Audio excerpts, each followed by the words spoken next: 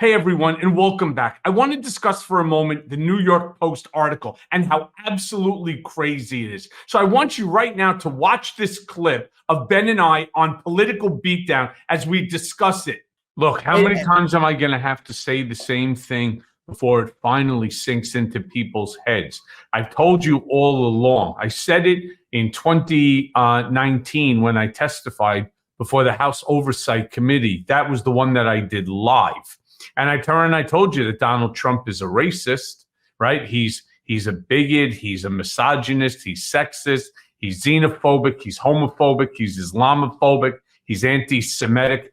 I don't know what else one person has to do in order to ensure that people continue to repeat it over and over and over, because that's what he does. He uses the media. He's very clever at media usage. Why? Because the media is so hungry for his antics. I can't understand. It's like watching Saturday Night Live, right? Or reality television 24/7.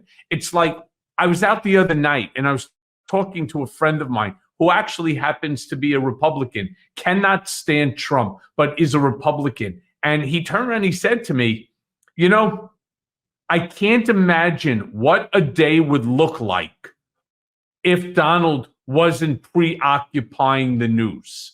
So just imagine, like today, that he wasn't preoccupying the news with all the lies that he tells. And the fucking media, right? Serious. Whether it's like the New York Post, that garbage ragtag horse shit.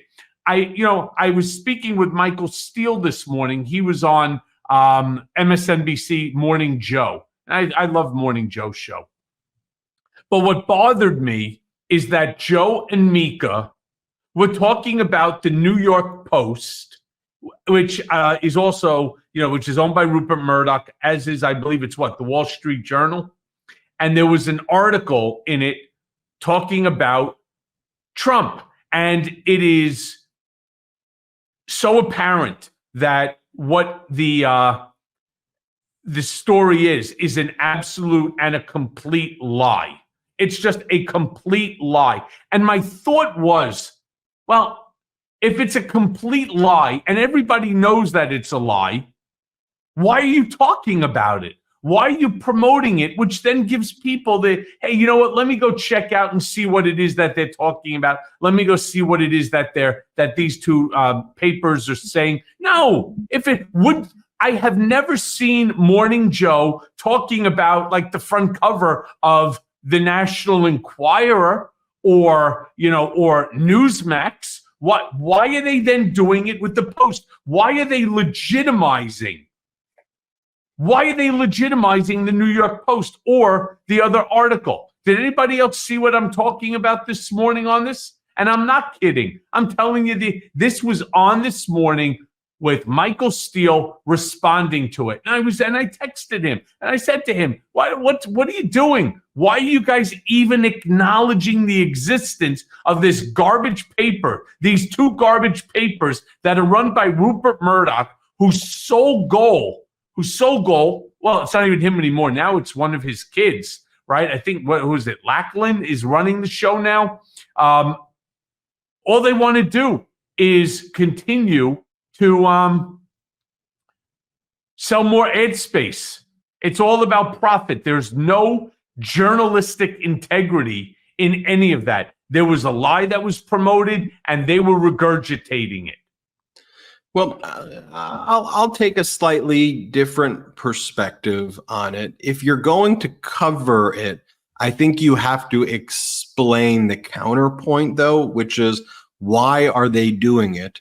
And they're doing it because they know that it's a big problem for Donald Trump, that Trump has real, actual cognitive issues. So if they attack President Biden, the kind of paradigm they create is a heads I win, tails you lose, or in the case of Biden, tails you cheat, right? So they attack Biden all the time. They go, Biden's got dementia, Biden's delusional, Biden, all of these things, right?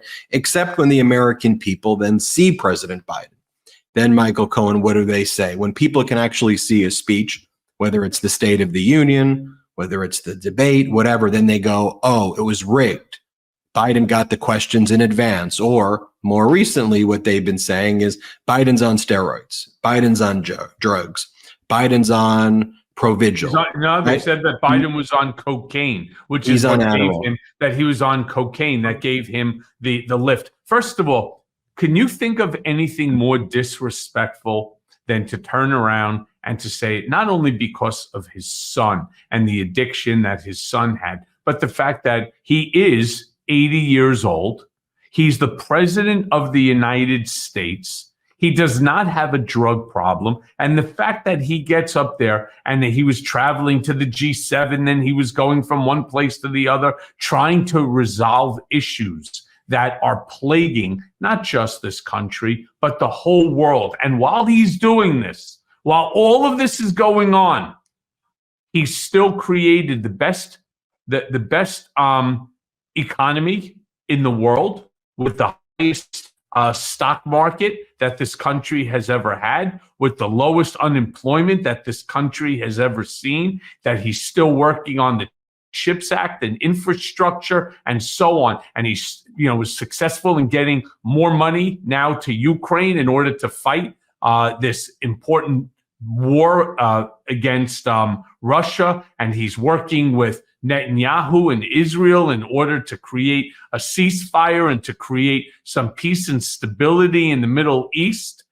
And the best that the Trump assholes can do is to turn around and to say that the guy is on drugs.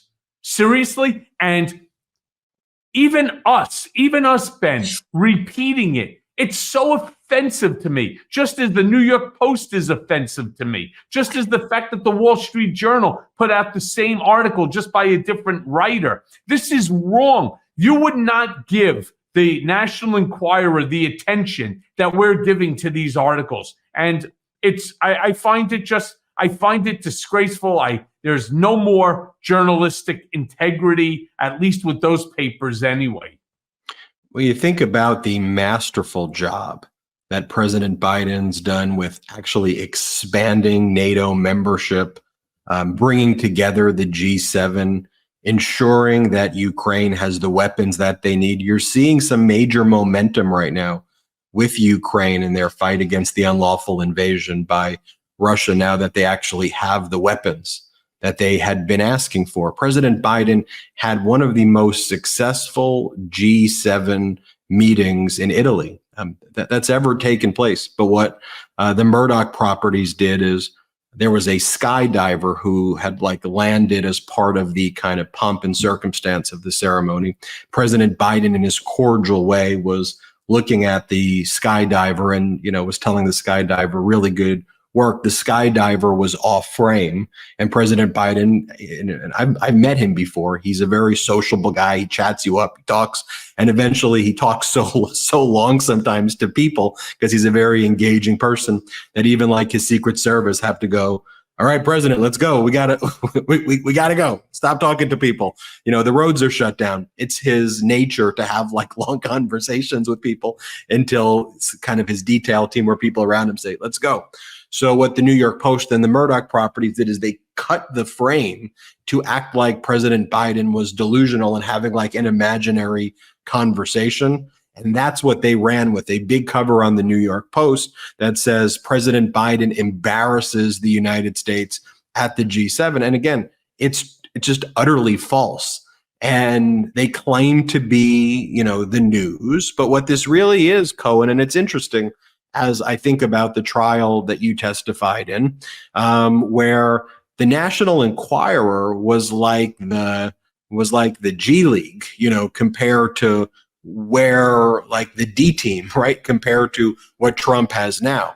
He went from the National Enquirer doing these false stories to hundreds of billions of dollars with the Murdochs, with Sinclair, with all of this right-wing media, who I guess want to be part of a future oligarchy and an authoritarian regime, just push this stuff relentlessly every single day.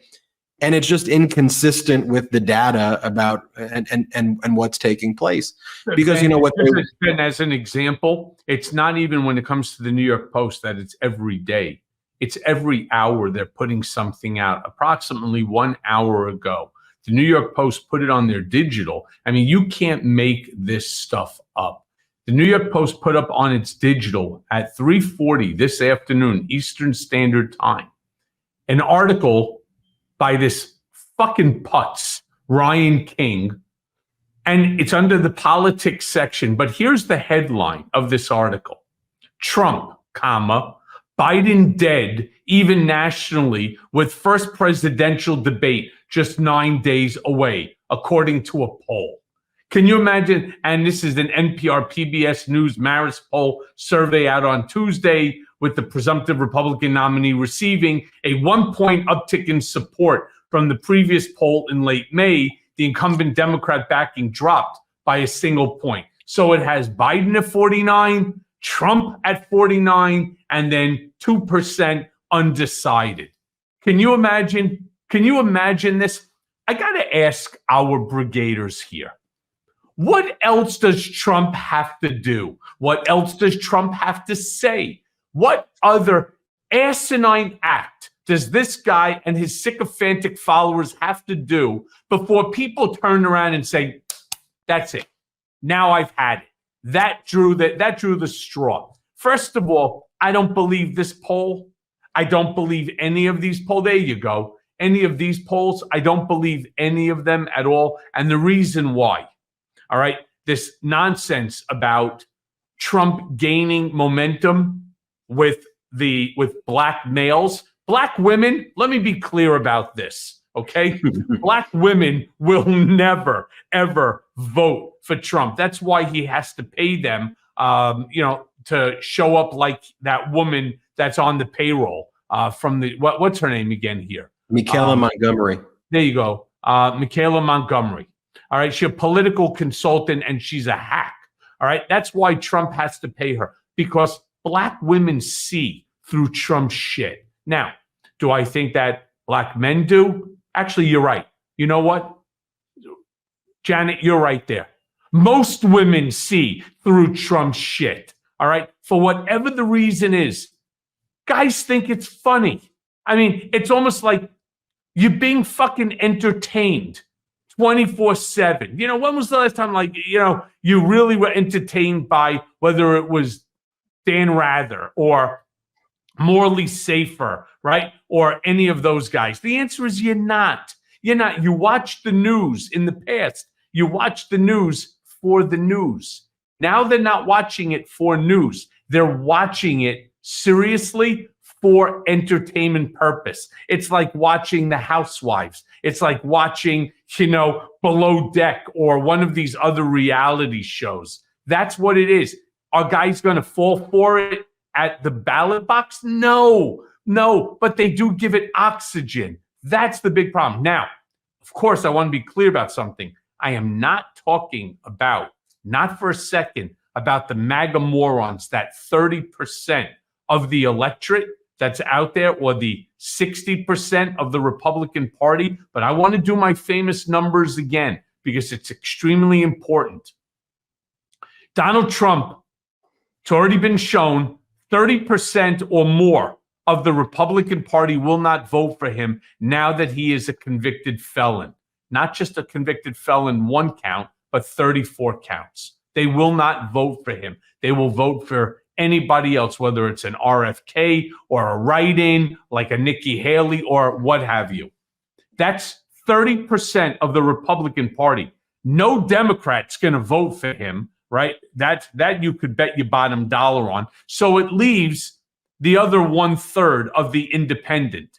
But in order for him to make up that 30% loss, that means that he has to take 60% of the independent, which is never going to happen. Even at best, he gets 50%. He loses by 20. Plain and simple. The numbers don't lie. That's the whole thing. And when you start seeing this NPR Marist poll, I call bullshit. Hey everyone. First of all, thanks for watching. I mean, we're going to be posting daily episodes with reactions and talking about politics. We'll be talking about everything, in fact. So please like and subscribe. Join us on this journey.